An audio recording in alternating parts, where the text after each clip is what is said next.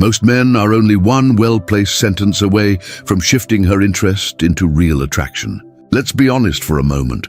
You can have the career, the workouts, the nice fragrance, and still see her attention slowly fade because the conversation feels mechanical, like a checklist. You ask the expected questions, she responds politely, and you both walk away with a smile that means nothing. Later, you assume she wasn't into you. But the truth is simpler. You never gave her a reason to feel anything. What actually changes everything are 3 specific phrases that spark emotion instantly. Not corny pickup lines, not rehearsed tricks, but statements that quietly disrupt her mental pattern. They pull her out of autopilot, soften her guard, and make her mentally lean forward to complete the moment herself. Used with a calm, grounded, stoic energy, these phrases do something powerful. You stop pursuing and start guiding. You build tension without forcing it, connection without craving approval.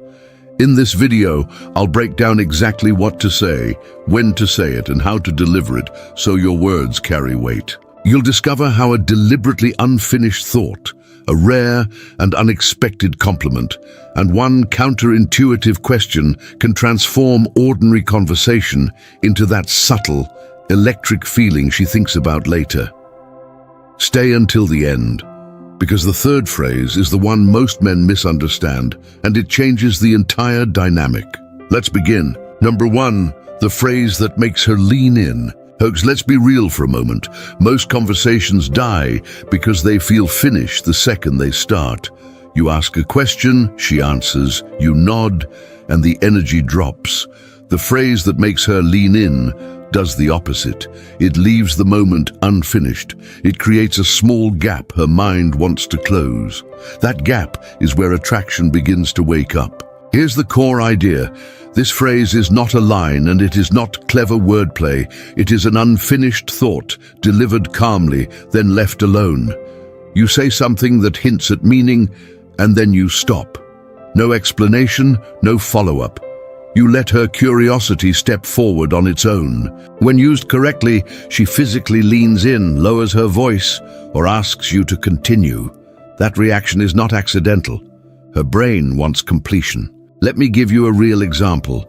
There's a man named Michael, 54, living in Chicago. Divorced, steady, not flashy. He meets a woman named Rebecca, 51, confident, social, and used to men over-talking. They're standing near the bar at a small restaurant. Rebecca asks Michael how his week has been. Instead of giving a full report, he smiles and says, "It reminded me why I choose my time carefully." Then he stops and takes a sip of his drink. Rebecca pauses. She tilts her head slightly and says, "What do you mean by that?" She leans in without realizing it. Michael hasn't said anything sexual. He hasn't complimented her. He hasn't chased. But the energy has shifted. Rebecca is now investing. This works because the human mind hates loose ends. When you give a complete answer, there's nothing to do. When you leave something open, her attention locks onto you. She fills the gap emotionally. That emotional investment is the beginning of attraction. Most men ruin this by explaining too fast. They panic in silence. Michael doesn't. When Rebecca asks him to continue, he shares one simple sentence about choosing peace over chaos, then stops again. He doesn't dump his life story. He lets meaning land. Rebecca feels depth without being overwhelmed.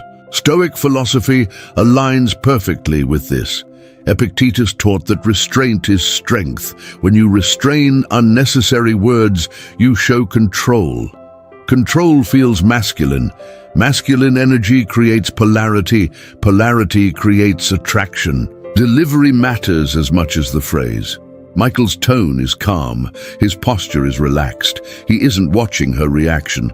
He's comfortable whether she asks or not. That non-attachment is what makes the phrase magnetic. If you're waiting for her response, the spell breaks. Rebecca later tells him she felt unexpectedly drawn to him early in the conversation. She couldn't explain why. That's the point. Attraction often starts before logic shows up. Here's the rule, my friend. Say something meaningful, then stop. Let silence do the work. Don't rescue the moment. Don't rush to impress. When you trust the space, she leans in to fill it. If you want to practice this, start small. Use it once in a conversation. Watch what happens when you don't finish the thought. The shift is subtle, but powerful. Write this in the comments. I create curiosity. Stay with me, because the next part reveals the words that break her emotional armor without trying to impress her. Number 2, the words that break her emotional armor. Let me say this straight. Every woman carries emotional armor into conversation, not because she's cold, but because she's experienced too many empty words, rehearsed charm, and compliments that want something in return. If your words feel predictable, her armor stays locked. The words that break it do something different. They recognize her inner world without trying to enter it too fast. Most men aim their words at the surface. Appearance, vibe, confidence. Those comments bounce off because they're expected. Armor is built to absorb the obvious. What slips through are words that name something subtle and then step back. You acknowledge a quality she already senses in herself, and you don't linger. That restraint is what disarms her. Here's how it works. You listen carefully to how she speaks about her choices, her values, or a challenge she's navigating. Then you reflect one layer deeper than the facts. Not praise, not analysis, a simple recognition, and then you stop. No follow-up, no fishing for validation. The pause is part of the message. From a Stoic perspective, this makes sense. Marcus Aurelius wrote that truth needs no decoration. When words are clean and necessary, they carry weight. Weight creates impact. Impact disrupts defenses without force. Your words don't push her armor aside, they make it unnecessary. Another common mistake is emotional overreach. Men soften their tone too much. They explain why they noticed what they noticed. They try to be careful. That care reads as need. Need triggers defense. The words that work are calm and declarative. They land and then they're released. You don't wait to see if she smiles. Timing matters more than content. These words land best right after she shared something meaningful. You don't interrupt. You don't rush. You let her finish. Then you respond with a short sentence that shows you heard the deeper signal, not just the story. After that, you let silence do the rest. Seneca warned that excess speech weakens authority. Authority here isn't dominance, it's self-command. When you can say less and mean more, your presence steadies the space.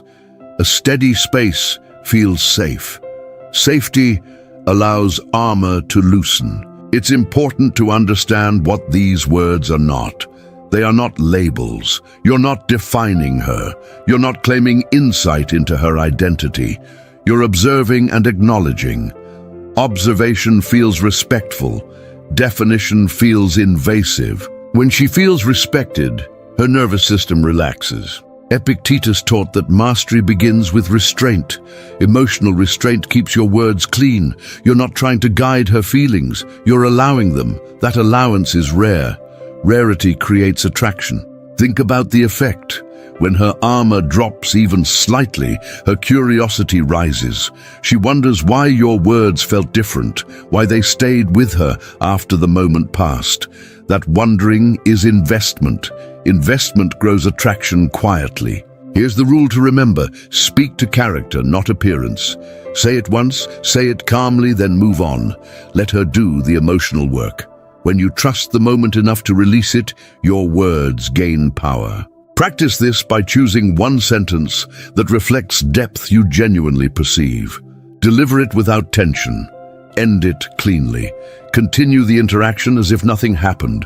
You'll notice a shift. She'll feel it too. Write this in the comments. I speak with clarity. Stay with me, because next we break down the unfinished thought that hooks her mind and pulls her closer without pressure. Number 3, the unfinished thought that hooks her mind. Let's cut through the noise for a moment. The unfinished thought is powerful because it works on the mind before emotion even catches up. When you leave a sentence open, her brain stays engaged. It wants resolution.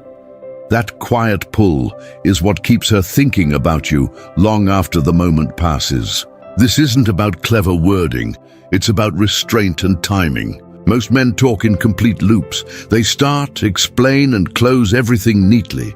That feels safe, but it also feels forgettable. An unfinished thought creates a loose thread. Her attention grabs it. She leans in mentally, and often physically, because her mind wants to complete the picture. That is the hook. Here's a real situation. There's a man named Thomas, 57, living in Denver. Calm demeanor, grounded, no rush in his speech. He meets a woman named Linda, 53, confident, social, and sharp. They're having coffee on a quiet afternoon. Linda asks Thomas what he enjoys most about his weekends. Instead of listing activities, he smiles slightly and says, "I've learned there's one thing I never compromise on anymore." Then he stops and takes a sip of his coffee. Linda pauses. She looks at him and asks, "What's that?" She leans forward without realizing it. Thomas doesn't rush. He lets the moment breathe, then replies, "Peace." And he leaves it there, no backstory, no explanation. Later that night, Linda thinks about that exchange. Why peace mattered to him, what he had learned. That unfinished thought stayed with her. This works because the mind dislikes closure without meaning. When you close everything, there's nothing to explore. When you leave meaning open, her imagination steps in. Imagination is where attraction deepens. Thomas does not use this once and stack it repeatedly. He uses it sparingly. Later in the conversation, Linda asks what he looks for in people. He answers, consistency is underrated, and then shifts topics. Linda notices a pattern. He speaks with intention, not volume. That consistency builds intrigue. Stoic philosophy supports this approach.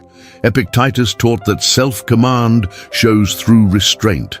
When you restrain unnecessary words, you demonstrate control. Control feels masculine. Masculine presence creates polarity. Polarity creates attraction. Many men ruin the unfinished thought by chasing the reaction. They watch her face. They rush to explain. Thomas does neither. He is comfortable whether Linda asks or not. That non-attachment is what makes the moment work. If she never followed up, he would be fine. That freedom is felt. Linda later tells a friend that Thomas felt different. Not mysterious in a fake way, but deliberate. His words felt chosen. Chosen words carry weight. Weight keeps her mind engaged. Here is the rule, my friend. Use unfinished thoughts around meaning, not logistics, values, perspective, experience.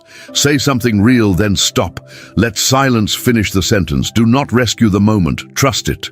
When you do this, you invite her participation. She invests by asking, by wondering, by imagining. That investment creates emotional momentum without pressure. Practice this once in your next conversation. One sentence, one pause, then move on. Watch what happens when you stop filling space. Write this in the comments.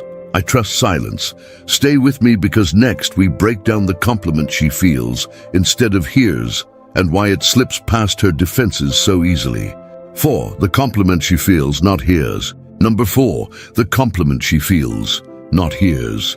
Let's slow this down and look at what's actually happening. Most compliments never reach her. They land on the surface, get judged, and disappear. She has heard them all before. When a compliment only hits her ears, it fades fast. The compliment that works is the one she feels in her body because it speaks to identity, not appearance. Here is the difference most men miss. Telling her she looks good triggers evaluation. Noticing how she moves through the world triggers emotion. One invites comparison, the other creates connection.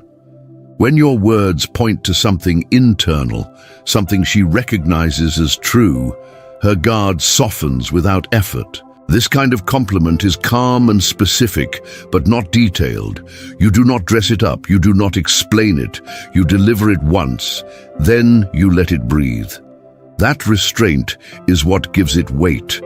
When you rush to add more, you dilute the impact. From a Stoic perspective, this makes perfect sense. Marcus Aurelius wrote that what is true does not need praise to be real. When you speak from observation rather than intention, your words carry truth. Truth lands deeper than flattery because it does not ask for a response. Another important point is timing. The compliment that is felt usually comes after she has expressed something personal, not when she is trying to impress. You are not rewarding performance, you are acknowledging essence. That distinction matters. It tells her you are paying attention to who she is, not what she presents. Most men overuse compliments because they confuse validation with attraction. Validation seeks approval. Attraction comes from clarity. When you offer a compliment without attachment to how it lands, it feels clean. Clean words feel safe. Safety allows emotional openness. Seneca warned that excess reveals insecurity. When you stack compliments, you reveal need. When you offer one and move on, you reveal confidence. Confidence gives a compliment gravity. Gravity is what she feels later when she is alone and replaying the moment. The compliment she feels also respects boundaries. You are not labeling her. You are not defining her. You are simply noticing a quality and letting it stand. Definition feels invasive. Observation feels respectful. Respect is a prerequisite for desire, especially for emotionally mature women. Another key element is tone. Speak plainly. No dramatic emphasis, no soft pleading voice. Let the sentence end cleanly. A steady tone signals that you are not performing. You are stating. Statements feel grounded. Grounded energy is felt physically. Epictetus taught that a man who is ruled by reaction is not free. When your compliment is free of reaction, free of expectation, it becomes powerful. You are not waiting for a smile. You are not checking her response. You trust the moment enough to release it. This approach also prevents over-familiarity. You are not rushing intimacy. You are allowing it to grow. Growth creates anticipation. Anticipation fuels attraction. When everything is given at once, nothing is left to discover. If you want to master this consistently, not just intellectually, consider joining the membership. Inside, we train how to speak from presence, how to read moments, and how to deliver words that land without trying. This is not about lines. It is about becoming steady in how you show up. Here is the rule to remember. Compliment character. Say it once, mean it, then move forward. When you stop trying to make it lands deeper. Write this in the comments. I speak with depth. Stay with me because next we break down the question that flips attraction and pulls her into the interaction naturally. 5. The question that flips attraction. Number 5. The question that flips attraction. Let's cut straight to it. Most questions kill attraction because they put her in interview mode. Where do you live? What do you do? How long have you been single? Those questions feel safe. But safety without tension feels flat. The question that flips attraction does something different. It shifts her from answering facts to revealing perspective. And when she reveals perspective, she invests emotionally. Here's the principle. You stop asking for information and start inviting interpretation. Instead of pulling details out of her, you give her space to express how she thinks and feels. That shift changes the dynamic instantly. She is no longer responding to you. She is engaging with you. Let me show you how this looks in real life. There's a man named David, 55, living in Seattle. Calm, observant. Not the type to dominate conversations. He meets a woman named Susan, 52, thoughtful and articulate. They're talking over drinks, and Susan mentions she enjoys traveling. Most men would ask where she's been. David doesn't. He pauses and asks, "What do you think travel does to people over time?" Susan stops. She smiles slightly and thinks. Then she starts talking about freedom, perspective, and how certain trips change the way she sees relationships. Her voice slows. Her body turns toward him. David listens without interrupting. The energy shifts. Susan is no longer listing facts. She is sharing herself. That's the flip. David didn't chase chemistry. He created a container for it. The question works because it does three things at once. It shows intelligence, it shows emotional patience, and it hands her the spotlight without surrendering leadership. You are guiding the interaction, not disappearing from it. Most men rush to ask follow-up questions. David doesn't. After Susan finishes, he nods and says, "That makes sense." Then let silence sit. That silence signals confidence. Susan feels heard without being managed. That feeling deepens attraction. This aligns perfectly with Stoic thinking. Marcus Aurelius reminded us that understanding others begins with listening, not control. When you ask a question that invites reflection and then you truly listen, your presence feels grounded and rare. Another example. Later, Susan asks David what he values in people. He answers briefly, then returns the frame with, "What do you think most people misunderstand about connection?" Again, Susan leans in. She's not being interviewed, she's being invited to explore. Exploration creates emotion. Emotion creates desire. Here's what to avoid, my friend. Don't stack questions. One thoughtful question is enough. Let her fill the space. Let her feel the moment. If you rush, you pull her back into logic. Attraction lives in feeling, not efficiency. The question that flips attraction also reveals compatibility without pressure. You're not testing her, you're observing how she thinks. That observation gives you clarity and keeps polarity intact. You are curious without chasing.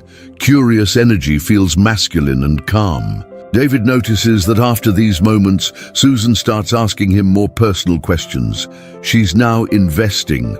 That's the sign the flip worked. Attraction grows when effort flows both ways. Here's the rule to remember. Ask questions that invite meaning, not facts. Ask once, listen fully, respond simply, then let the moment breathe. When you do that, the interaction stops feeling transactional and starts feeling intimate. Write this in the comments. I ask with depth. Stay with me because next we break down the pause that creates instant tension without saying a word.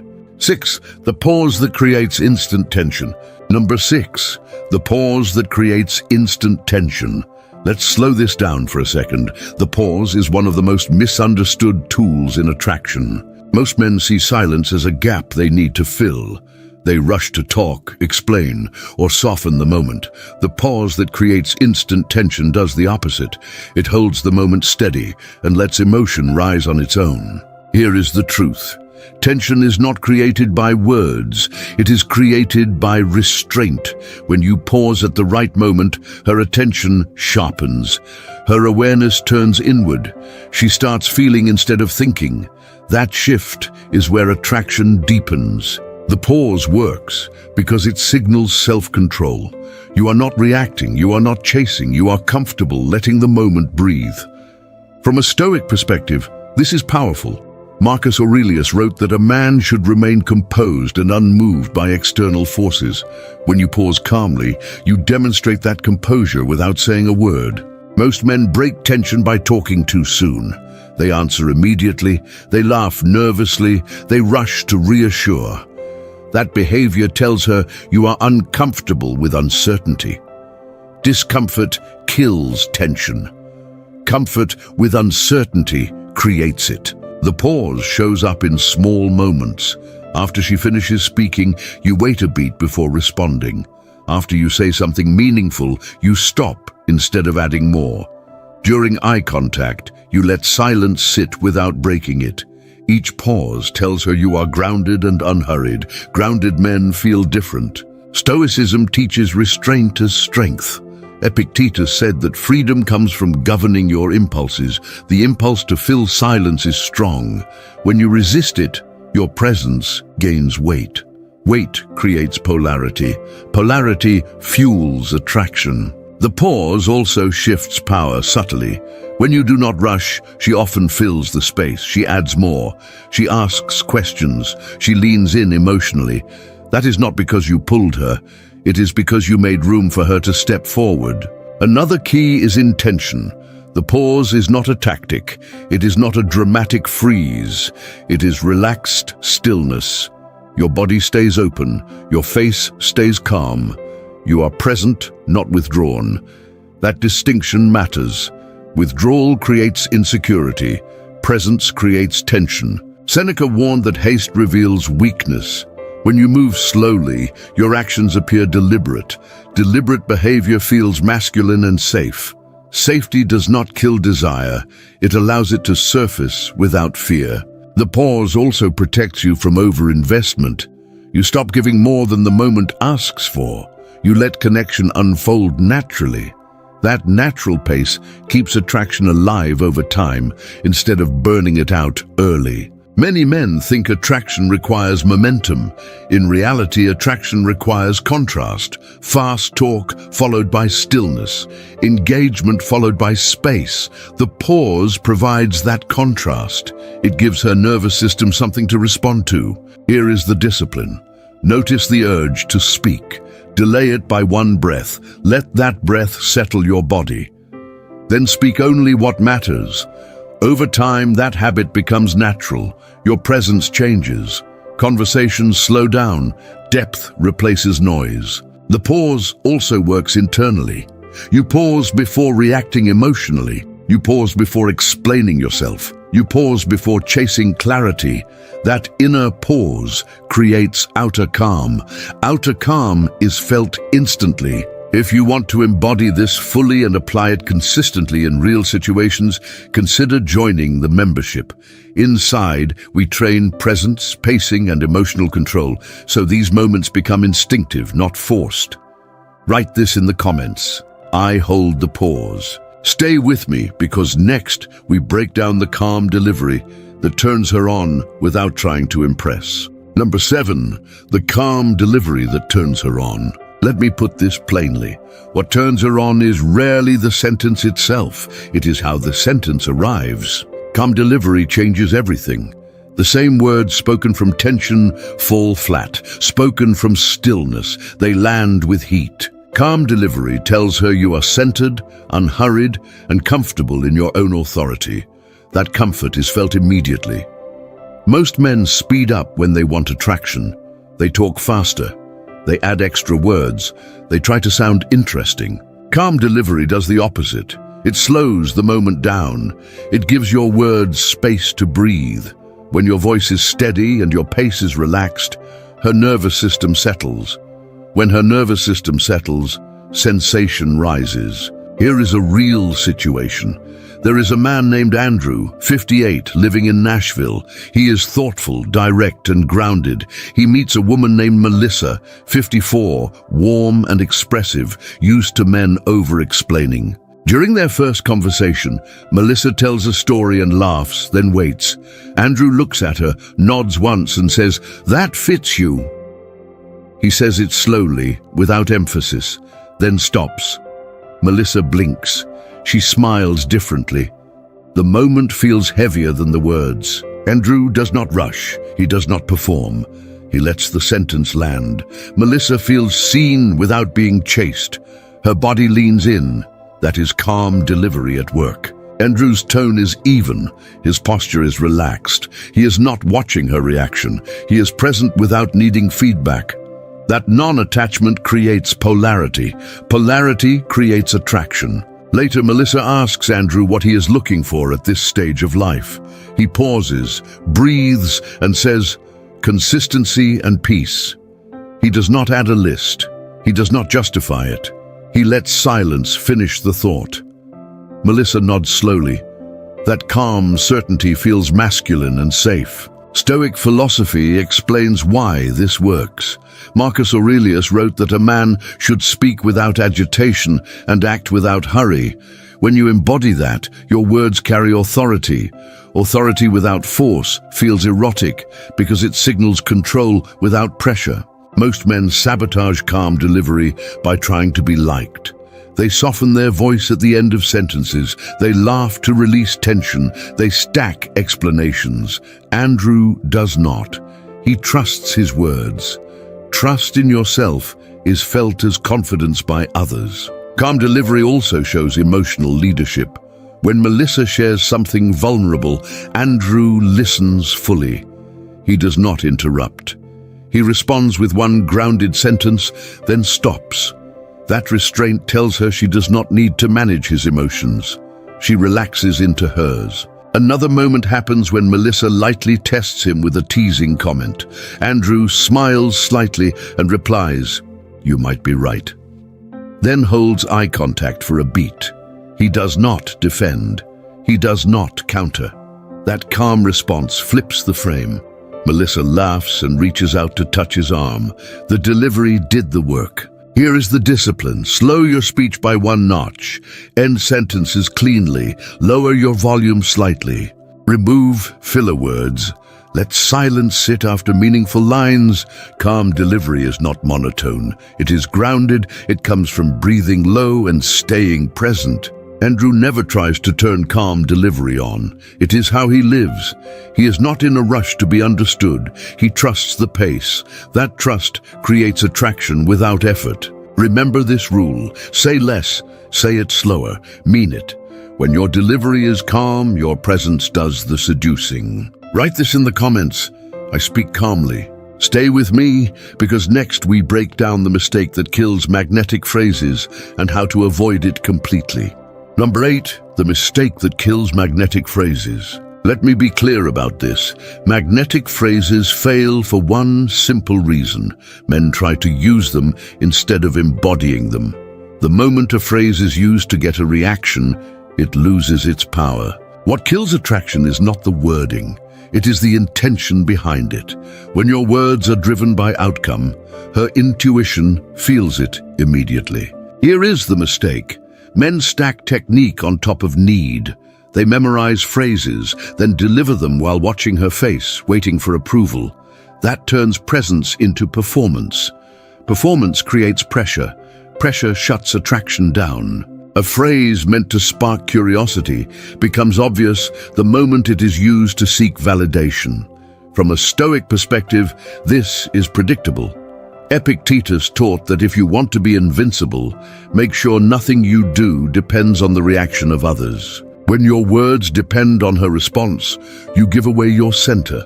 Giving away your center collapses polarity. Without polarity, attraction cannot breathe. Another version of this mistake is overuse. A magnetic phrase is powerful because it is rare. When you repeat it, tweak it, or try to escalate it too fast, it becomes noise. Noise feels manipulative. Manipulation triggers defense. Defense rebuilds the armor you were trying to bypass. Men also kill magnetic phrases by explaining them. They say something intriguing, then immediately clarify what they meant. That comes from discomfort with silence, but silence is part of the effect. When you rush to explain, you pull her out of feeling and back into logic. Logic neutralizes tension. Marcus Aurelius wrote that the best revenge is not to be like the one who harmed you. Applied here, the best delivery is not to chase the reaction you want. Calm restraint keeps your words clean. Clean words land deeper. Another mistake is mismatched tone. A magnetic phrase delivered with nervous energy feels off. Tone carries more meaning than content. If your body is tense, your voice will betray you. Attraction requires congruence. Your internal state must match your delivery. When it does not, the phrase feels rehearsed. Men also fail when they use phrases too early. Attraction builds in layers. If you drop a deep line before there is rapport, it feels forced. Timing matters. Seneca warned that nothing is more damaging than acting before understanding the moment. Read the room. Let connection warm up, then speak. There is also the error of stacking techniques, a phrase followed by a pause, followed by intense eye contact, followed by a smile. That sequence feels engineered. Engineering kills spontaneity. Spontaneity is what makes attraction feel real. The solution is simple but not easy. Stop trying to be interesting. Be interested without attachment. Speak from presence, not strategy. When your words are an expression of how you see the moment, they carry truth. Truth does not need reinforcement. Here is the discipline to practice. Say one magnetic phrase per interaction. If any, deliver it calmly. Do not watch for reaction. Continue the conversation naturally. Trust that what lands will land. When you trust the moment, your words gain weight. Stoicism teaches that self-command precedes influence. Influence that comes from self-command feels safe. Safety allows curiosity. Curiosity fuels attraction. When you remove need from your words, they become magnetic without effort. Remember this rule: if you are hoping a phrase works, it already failed. When you speak because it is true to you, not because you want something, her armor relaxes. That is when attraction starts doing the work for you. Write this in the comments. I release outcomes. Next, we break down how to say less, sound natural, and let masculine presence carry the interaction forward. Let me be direct with you. Neediness is not about what you say. It is about why you are saying it. Two men can use the same words and get completely different reactions. One sounds grounded, the other sounds hungry. The difference is internal state, not vocabulary. When you speak from wanting approval, she feels pressure. When you speak from self-trust, she feels attraction. Here is how neediness sneaks in. You say something meaningful, then you hover. You watch her face. You add a follow-up to make sure she understood. You soften your tone to protect yourself from rejection. That extra layer tells her you are invested in the outcome. Outcome dependence is what drains polarity. The way out is simple but uncomfortable. You say the line, then you release it. You do not wait. You do not chase the reaction. You continue as if your words do not need permission to exist. That emotional independence is what changes the energy. Here is a real example. There's a man named Michael, 56, living in Phoenix. Calm, reflective, recently divorced, comfortable being alone. He meets a woman named Karen, 51, confident but guarded from years of dating noise. During a walk, Karen shares that she has learned to value her time more than attention. Michael listens, nods, and says that usually comes from experience.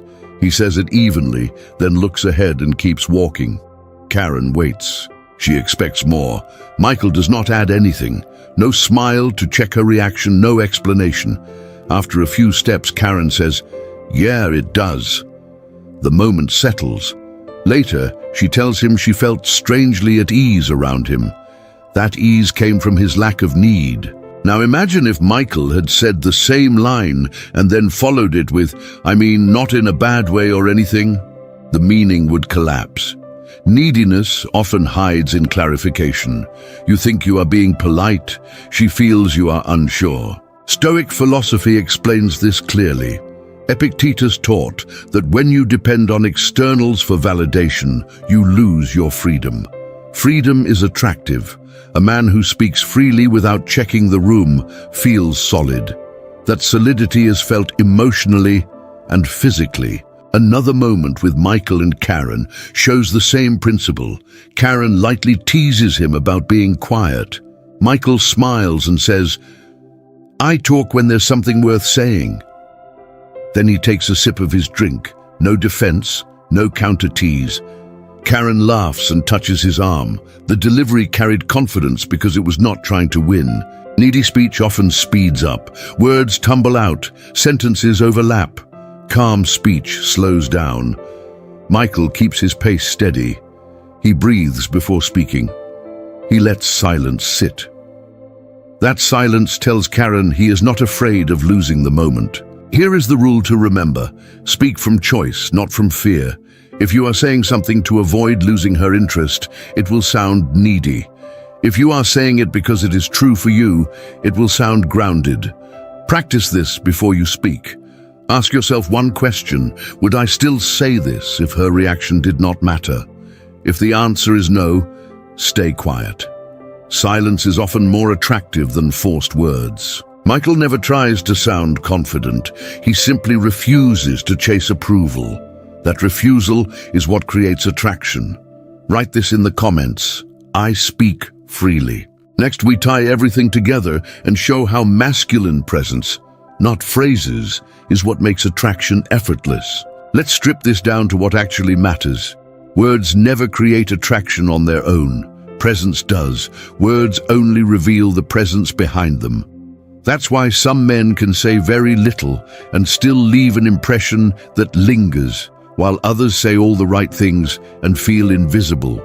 Masculine presence is the foundation that makes every phrase work or fail. Presence starts with how you carry yourself internally. Are you centered in your own life, or are you leaning toward her for validation? A man who is grounded does not need the interaction to go a certain way. He enjoys it, but he is not dependent on it. That emotional independence is felt immediately.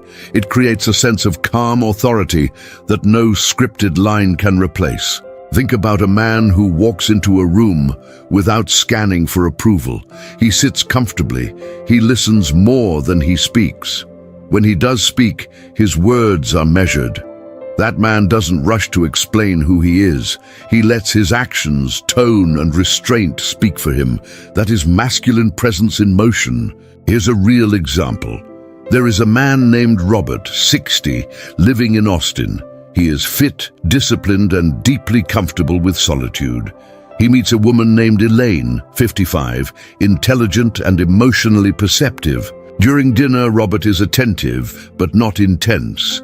He asks thoughtful questions, then listens fully. He does not interrupt. When Elaine finishes speaking, Robert pauses, nods, and responds simply. No performance, no urgency. Elaine notices something unusual. She feels calm around him, not bored, calm. That calm creates space for her desire to surface naturally. Robert is not trying to impress her. He is enjoying the moment as it is.